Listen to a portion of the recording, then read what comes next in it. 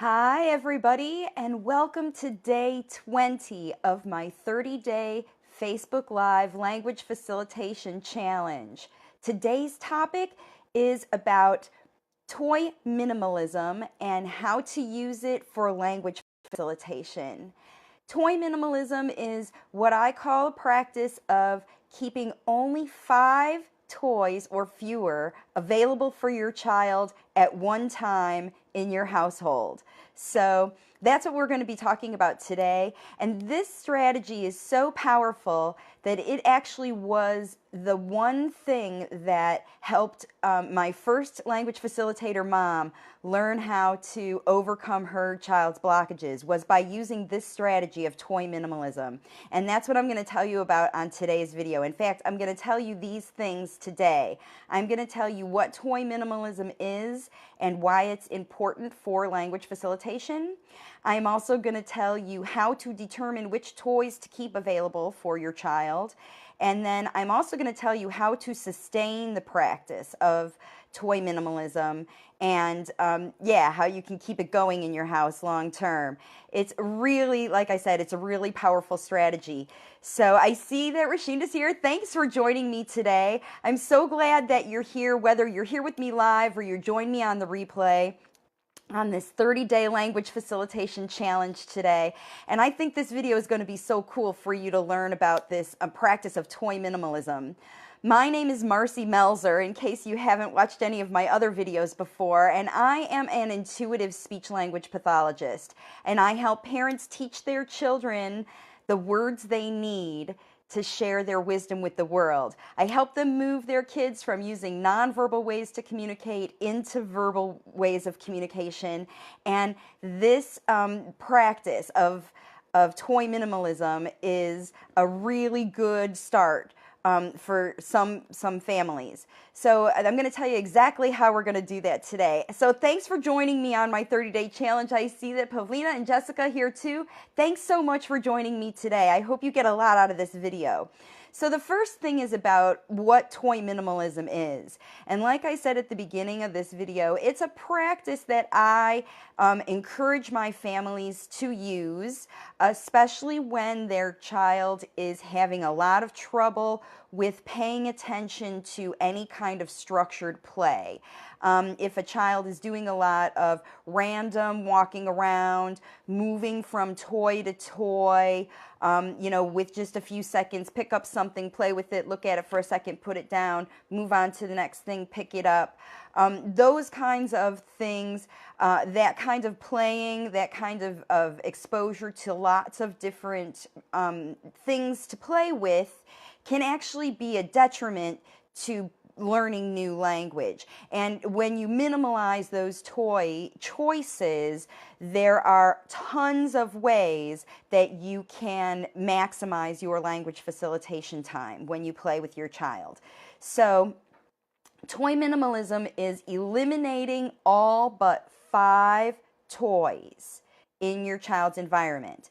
So think about your child's toy play area right now.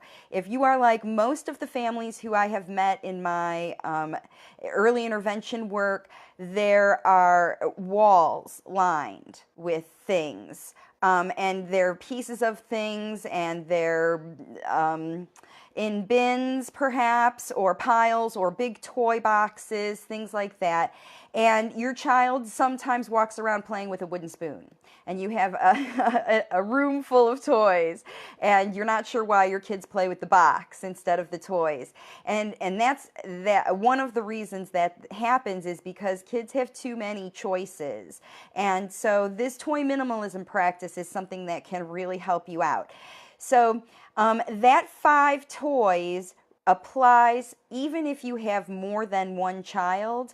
The number only goes up by 1 for each child, and I'll tell you why. So even if you have many children in your household, if you have 6 children in your household, it's even easier to use toy minimalism because you have more people to play with. Toys sometimes just replace other humans to play. So, all right, so that's why toy minimalism is important about it. Now, why it's important for language facilitation. So the fewer choices makes it easier for you to understand what your child wants to play with. So instead of walking into your playroom and saying, what do you want to play today? And there are a million different choices, and your child wanted to play that pretend game you had played last week or something like that. You just can't figure it out, and there's so many choices. When there are just a few choices there, it's much easier for you to interpret what your child wants to play in the room. It makes it easier from the get-go. And then the next thing that it's important for is that too many choices actually facilitates shorter attention span.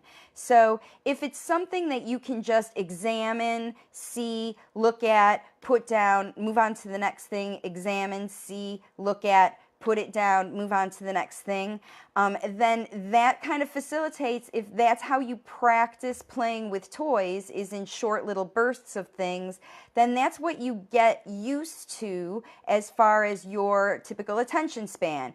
People who are used to watching long feature-length films can sit through a 3-hour movie great, but a person who's very typically watching YouTube videos that are 10 to 20 minutes long usually can't handle it anymore. So you actually do learn to adapt your attention span around what you practice doing. If you read short stories versus reading novels, your attention span is going to adapt to the activity that you're most commonly doing.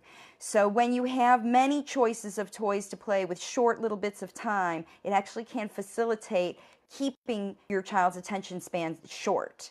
So the next thing is that when you have many choices, you don't get to spend the time with each toy in learning how all the different ways that you can play with that toy.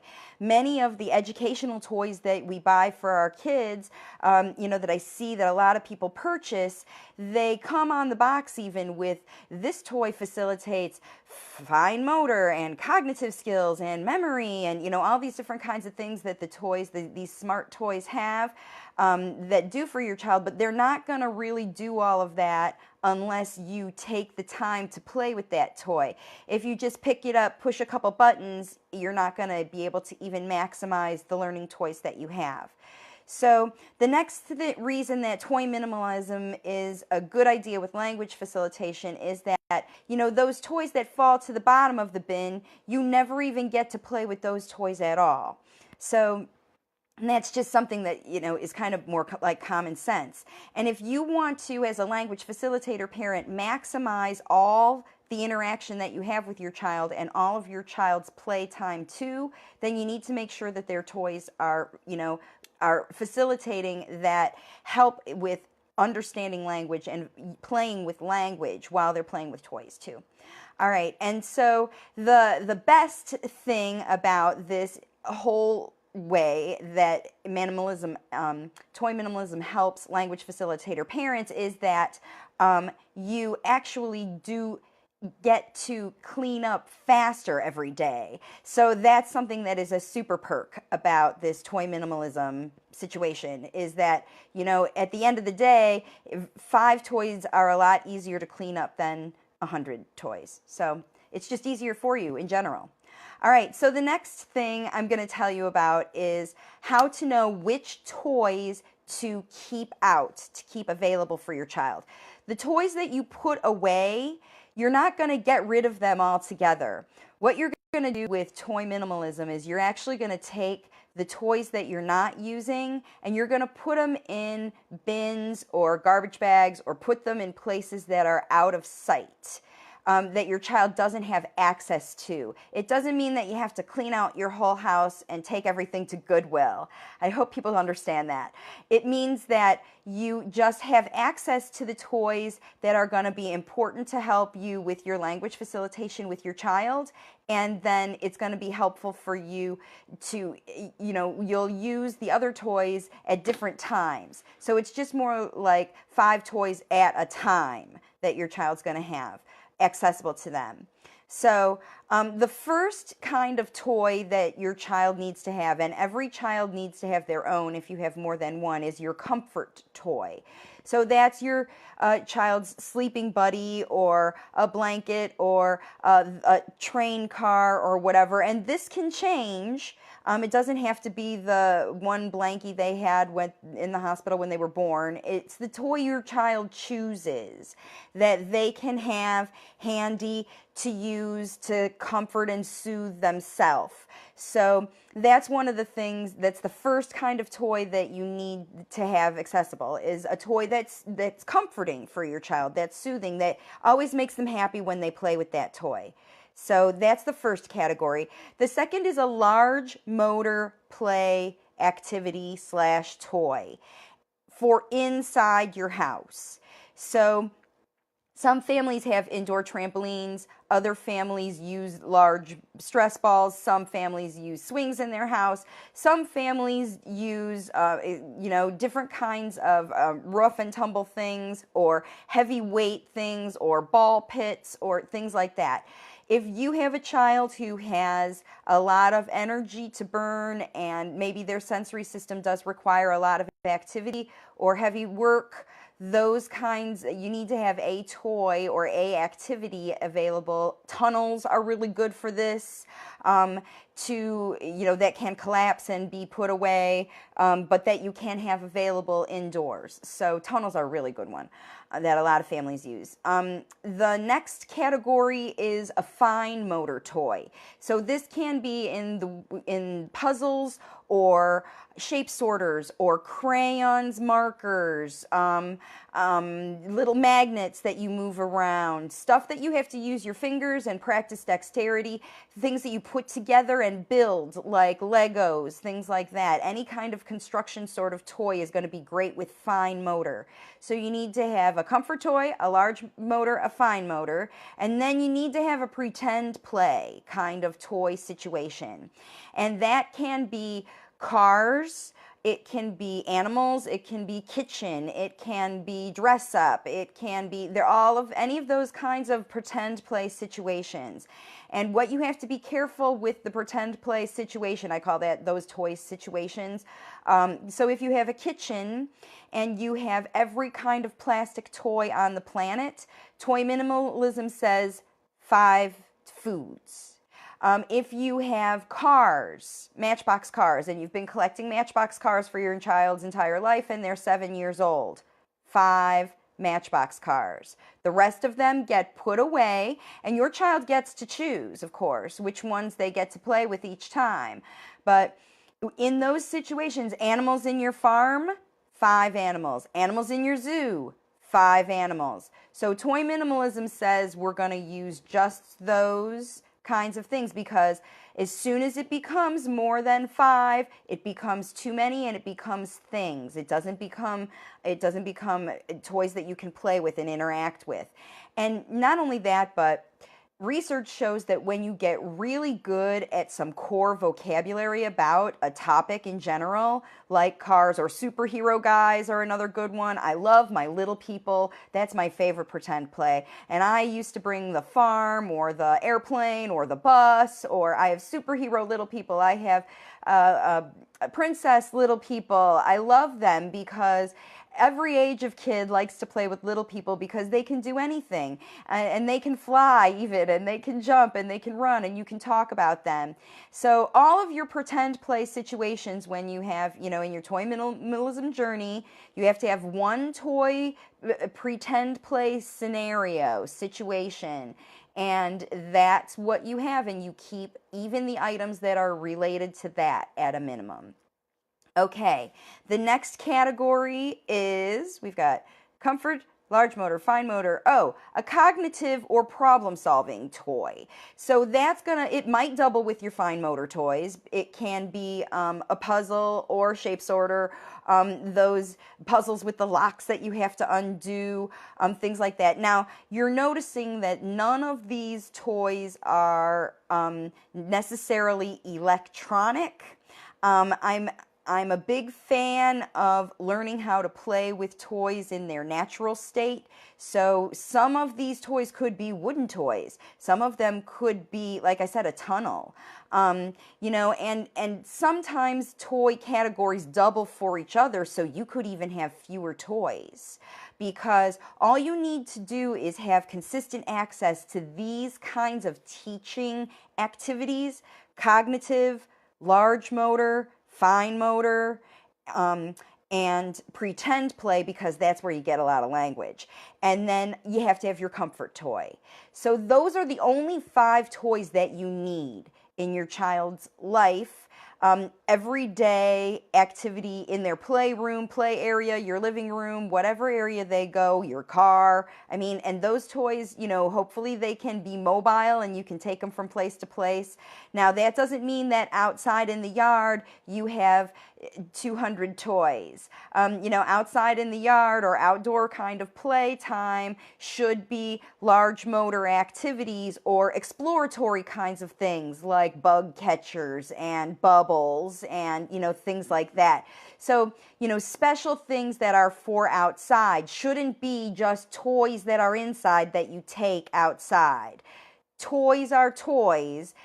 Experiences are what we're going for here, not just things to play with, because it's during experiences that when you are facilitating language. When kids are playing on their own with things, they are facilitating language as well, their own problem solving and their own working it out and their own internal thoughts and thinking about what the words are that go with these things. But it's really important that the toys that you choose are toys that you're going to be able to play with in different ways. And that's how we're going to get into how to sustain this toy minimalism. But there's one other thing, like I said, there's 2 other points about the toys that you choose. One of the toys is not a tablet.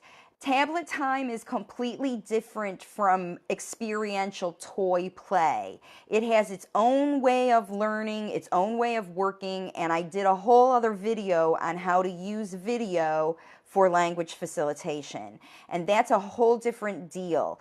These are physical activity toys that you can touch and hold and play with and experience together with your kids. So that's what we're talking about when we're talking about toy minimalism. And then the other thing is about books. Now, books are amazing teaching tools, and I can do a whole video on books too, but as far as the minimalism message, books also, 5 max at one time. What's great about that is that gives you an opportunity to explore each one of those books in depth and learn all the vocabulary in each one of those. And research shows that when kids have a better time to explore the toys that they're using, and it certainly has been my experience in playing with kids, the more you play with a toy in unique and different ways, the same toy, the more you're going to be able to transfer that ability to play with toys to other toys. So when these toys run the end of their cycle, the new toys that you bring out, you'll have a whole new set of learning opportunities with them. And so that's what I'm going to show you about in the next part of this video, is how to sustain toy minimalism. And I see that I've got a couple folks watching me today, but I realize that I'm filming this in the middle of the day on Mother's Day, so a lot of you are going to be watching this on the replay. And I really appreciate you joining me today for this video on the 30-day live as part of my language facilitation journey to help parents understand that you are the best language facilitators.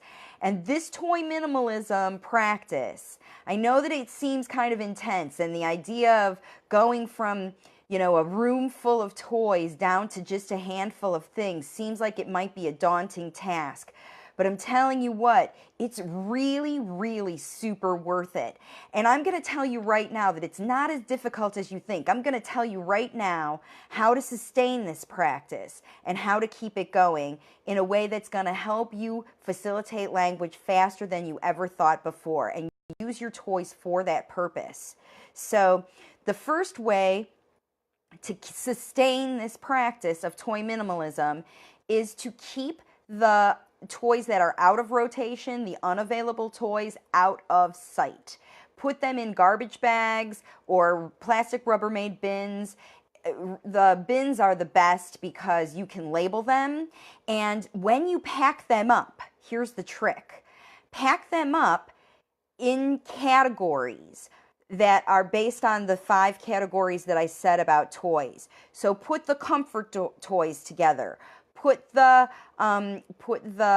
all the cars together so that when you're pulling out the cars to be able to rotate through them, you know where they are, you know how to access them, and the idea even of swapping out the toys becomes part of the whole process that your child becomes their part of. It literally is like going to the toy store every couple of weeks, and you don't have to spend any money. It's the most amazing impact on how people are using the toys that you already have. So like I said, the first thing is keep those toys that are out of rotation, out of sight, marked in bins, fine motor stuff, gross motor stuff, cognitive stuff. And some's gonna, some will overlap in categories, so maybe you'll put all your puzzles together or all your problem-solving things kind of together. But any kind of organization that you use when you pack up these toys, because we're not getting rid of them, we're just packing them up and keeping them out of sight. And I see there's a couple likes about that, because I know that there are a lot of families out there that have more toys than your kids need, and when you have fewer toys, it will magnify your impact of using the toys that you have available to teach language facilitation. So like I said, the first one is the first trick is to keep those out of commission toys out of sight, in the garage, in the, wherever. The second thing is the toys that you do keep out, research that toy. Look online, find every way to play with it. Look it up on YouTube to see if they give you any ideas from the manufacturer on how to play with it. Because some of these learning toys that come from these cool companies, Fisher-Price, Leapfrog, all those guys, they have these amazing learning toys. And sometimes they even have videos that go with the toys that will help you learn how to play with them in ways that you didn't even imagine. And so use the resources that come with those amazing toys that grandma bought your child for Christmas last season, but your child never played with because you don't even understand it. Understand it. Learn how to use it and learn how to play with it. Play with it yourself. Explore it so that you can see how to teach your child. And then, with your language facilitator hat on, think about, how can I get my child to talk about this toy? Talk with this toy. Talk with me about this toy. How can I get my child to play with their siblings with this toy? How can I get my child to explain how to play with this complicated toy with his dad or grandma or somebody else? So that's how you use toys, these 5 toys that you have available to you. When you learn how to use them, suddenly it's not, we only have 5 choices. Now it's, we only have 5 choices to play with this toy? I can probably find 50 ways to play with this toy. One of the things that I used to joke about with my daughter, actually, because I have a toy room full of toys, because I was the one who would get bored with it, actually. I would have packed my bag and take the same toys to my families, and I'd see up to 30 families in a week. So I played with my Fisher-Price bus 30 times that week with kids, facilitating language. And I had to come up with a different way to play with that bus with 30 different kids, with 30 different reasons for late talking, with 30 different levels of language. And that's how you can do it too. You come up with every single thing you have and you learn how to play. We used to joke about, I could do language therapy with a pen. I could do language therapy with a rock. And then we'd play about and figure out ways we can do it. And you as parents absolutely can do this. Think about how you can play with everything that you have in your environment. Just because there aren't toys, you can do language facilitation with a pen. I bet you can figure it out.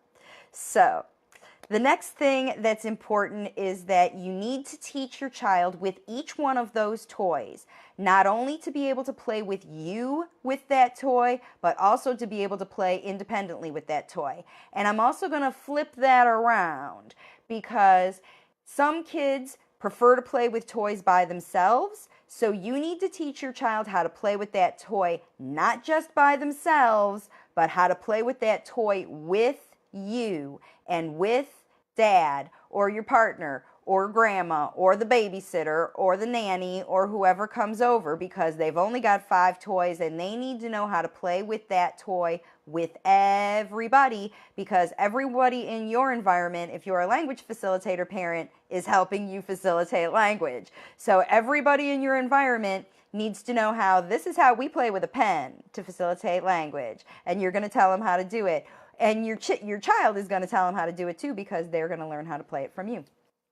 Okay, the next thing is, okay, so as far as rotation, undesired items. So that would be something that sits in the corner for a week at a time, or your child has mastered so fast that it becomes second nature, because that's what's going to happen is your child's going to explore a toy to death. Almost. And sometimes some toys have more, you can't play with a pen creatively ongoing for a week. You can play with it for a day or a few days, or, I could pull it out for a week, but past a week, I got to be swapping it out for something else, especially since I had 30 kids.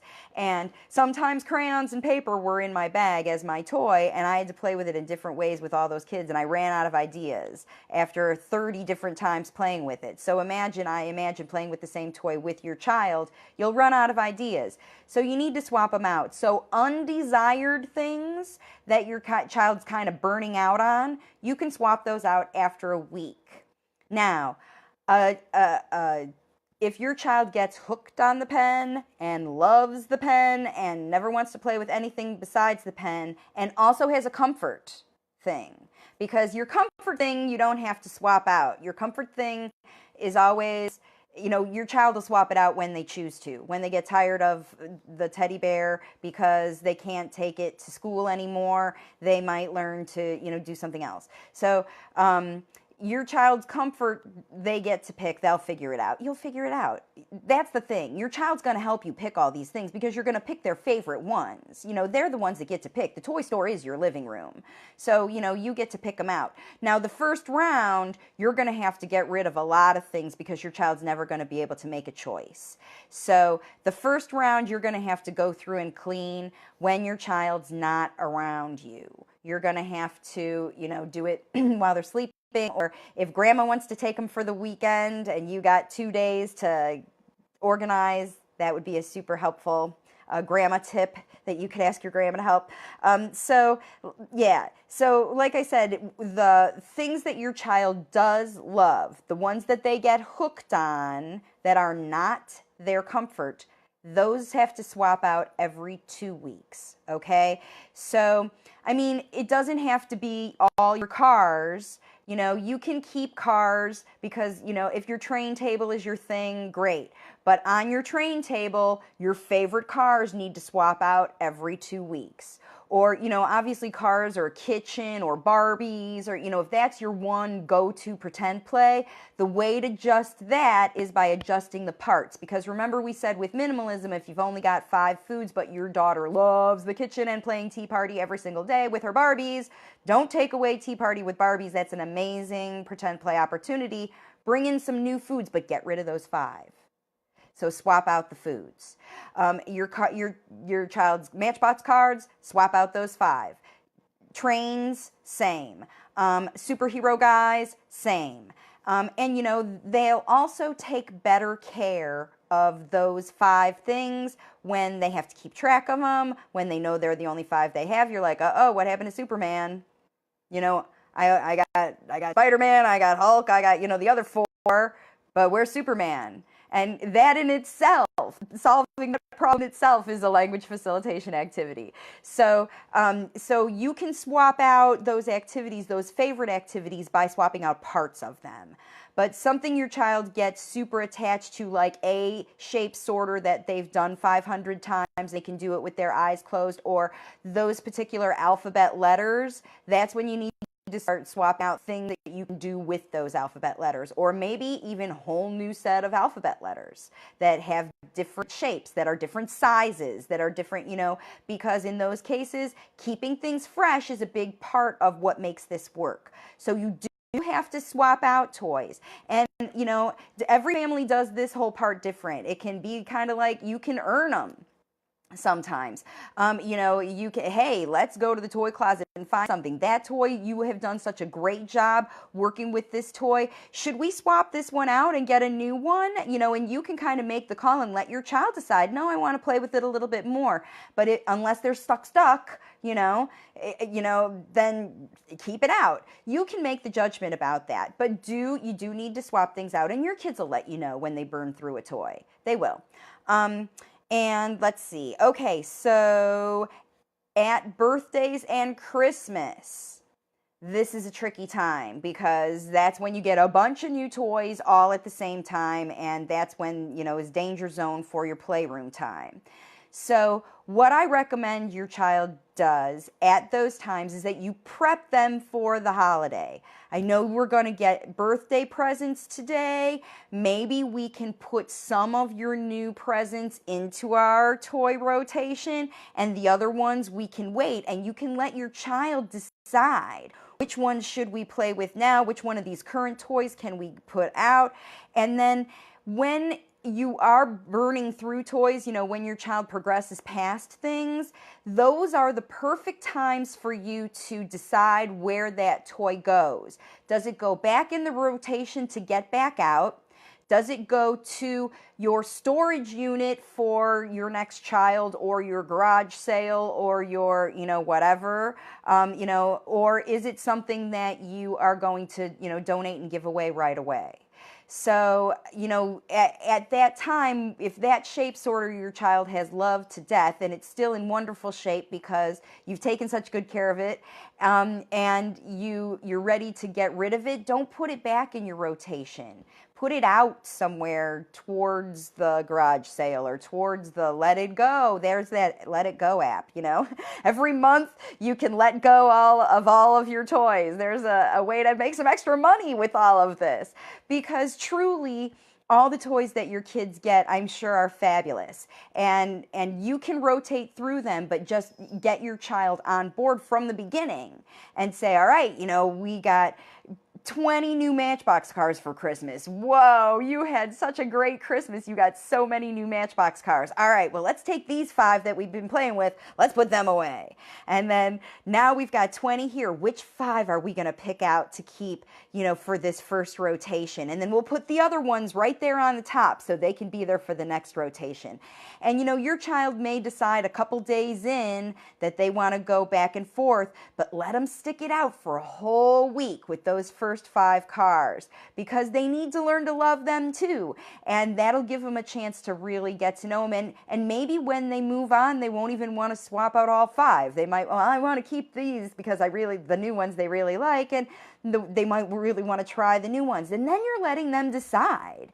And so it's not at all, and that whole activity of decision, of making choices, of picking the things that you love and talking about why you love them and why you don't, or why this one's okay to wait, and teaching your child to wait for things is going to help them exponentially in their life as far as everything in the world. And it's not as though you're depriving them, of course, because of these things that you have to play with them, you're going to be maximizing and playing with them and facilitating language all the time. Okay, so the other way to really take advantage and make this whole practice stick is that you limit your toy time altogether. Use your toy time for learning and things like that, but if your kid is bored with the toys that they have, that's when you have to jump into action as a language facilitator parent and go outside. Or, try not to pull out the tablet. Do an art project. play together with a toy. I'm bored. Okay, let me play cars with you. And bring a book and start running them down the book. Or I have kids who they run them down the slide, or take the cars outside, or that's when you pull out the bubbles or the sidewalk chalk, or things like that you can make a fort. If it's a rainy day, make a fort and have a tea party in the fort. That's how you maximize language learning and playing together. And if you're super busy and it's a rainy day and your kids don't have anything to do with those 5 toys, and you've completely run out of whatever, that's when maybe a movie is appropriate. Or you start taking video of them doing things. You can figure this out, you guys. You can figure this out. And I'll tell you what, it is so incredibly powerful. It's one of the most powerful language facilitation strategies that I use with families. Just by limiting your kids' availability to toys helps them take better care of the toys they have. And the biggest thing, and that's why I did this on Mother's Day, is because this toy minimalism will be your clean up dream come true as a language facilitator parent, as a parent in general. Every day, your toys know where they belong. There's only 5 of them to clean up. There's only 5 foods to put in the kitchen. There's only 5 cars to put in the garage. There's only 5 animals to put in the barn. There's not 500. And, I know the kids who love to play with the Legos and with the little animals and with the stuffed animals and stuff like that, find ways to try to limit the animal of the day or the animals of the week. You'll really be able to get so much more out of those 5 little stuffed animals than you will, or those 5 Barbies, or those 5 train cars, or you'll be able to get so much more language out of just those few than you are out of a whole box. I promise you. All right. Happy Mother's Day if you're watching this today. If you're not on the replay, happy Mother's Day anyway, because every day should be Mother's Day. And all of my language facilitator moms are amazing, amazing women who are just super good at getting their kids to overcome their nonverbal ways and start to use words to facilitate language and tell stories. Valerie just sent me this beautiful video of her daughter. She's telling her stories. Mwah.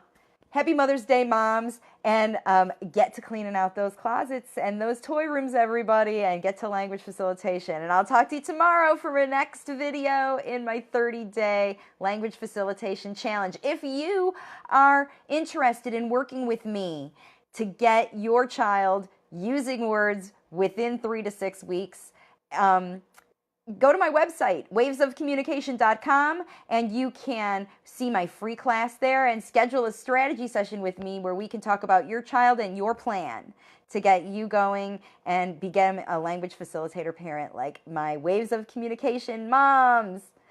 Love you guys. I'll see y'all tomorrow.